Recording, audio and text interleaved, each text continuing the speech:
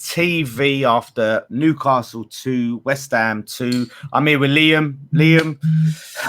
I've taken the lead 2 times, come out with a point from St James's Park. How are you feeling after that, mate? I think it's a positive result. Like, coming into the game, I would have taken a point at Newcastle because the form they're in, to put 4 against Bournemouth, like, they're in good form. And even after the result against Chelsea, I was a bit like, I don't know how we're going to turn up. But yeah, it was a positive result, but the way we got it was just negative, I think. Like, going ahead twice and then them equalising very, very quickly. It was just, like, we played well. We had a lot of shots, which is a positive, but I think there's still defensive issues that we can deal with.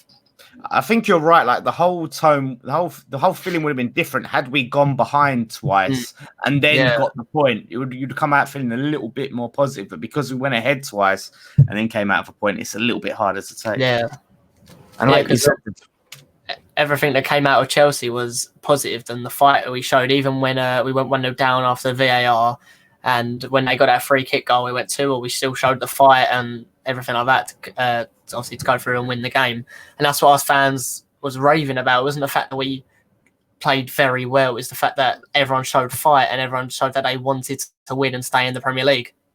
Yeah, absolutely. And looking at positives though, I mean, look, Antonio now, he's got 2 goals in 2 games. Bowen with the assists, Souček again, like, technically 3 goals in 2 games. If, the goal was rightly ruled out, but there's a few positives of our attacking players. Really, we're looking quite good up front. Yeah, Souček's for me is a weird one because when he came in, I thought, okay, we got another defensive midfielder, we got another Declan Rice, but I can't tell if he's better at attacking or defending.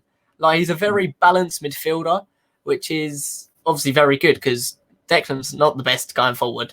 Well, we haven't really seen him going forward too much, but he's very disciplined, sits back, and it allows Souček to go into the box. He does get in there a lot for crosses, for like little tap-ins, stuff like that, and that's obviously good. I think him and Rice do have a very good understanding of each other, and I think he's adapted so well to the Premier League so quickly as well. So yeah, Souček for me I feel like he's a contender for having a year already. Yeah, and that's the thing. Like, Bowen and Souček, like 2 January signings, and could go down as like 2 of our best January signings ever. Yeah. Obviously, notwithstanding a few legends. But like, really, it's not often that we get like such good signings in January like that, and they really seem to make the difference. Yeah, well, without them, I don't know what we'd be doing. We saw Noble today; he was a nothing sub, in my opinion. When he came on us. That was a bit of a weird one, wasn't it? Because at the time, look, for me, like, Lanzini didn't really offer anything to the game. I thought he had a poor game. Yeah. And I was talking, a lot of people saying, right, Lanzini for Yarmolenko. Brings off Lanzini, brings on Noble instead. And I still can't understand why. Yeah, I was expecting Wilshere, if I'm honest, because obviously he came on against Chelsea. He played for, half an hour. He done decent, I thought. He's playing against Kante as well, one of the best holding midfielders in the world. And I thought he'd done a good job. He nearly put Antonio through, and I was expecting him to come on today, just to solidify really and go more of a triangle. Because with Noble, if he's past you like, Noble's not getting him. Like, there's no way.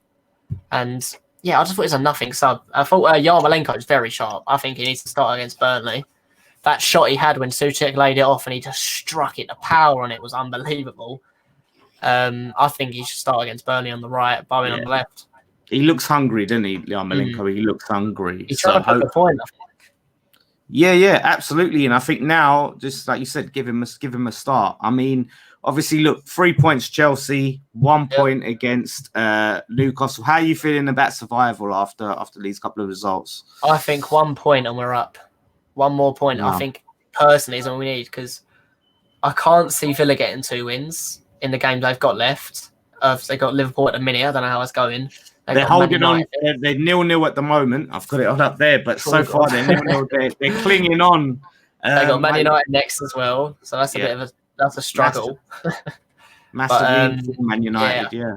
Thinking with our goal difference as well, we've got a decent. Well, not obviously, it's not good at all, but it's better than. I can't see us losing 8 goals in the next 5 games, or whatever it is.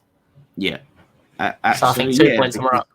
They'd have to win 2 games, and we'd have to lose 2 games for them to overtake. We'd have to lose every single game, and Yeah. I don't think we're going to lose the next 5 or whatever we have. So positive. Well, let's hope not, mate. Like I said, it's looking good. On to Burnley next. Like I said, if we can get something there, like I said, it's a step in the right direction, and we can just draw a line under the season and see where we go from there. That's what we need right now.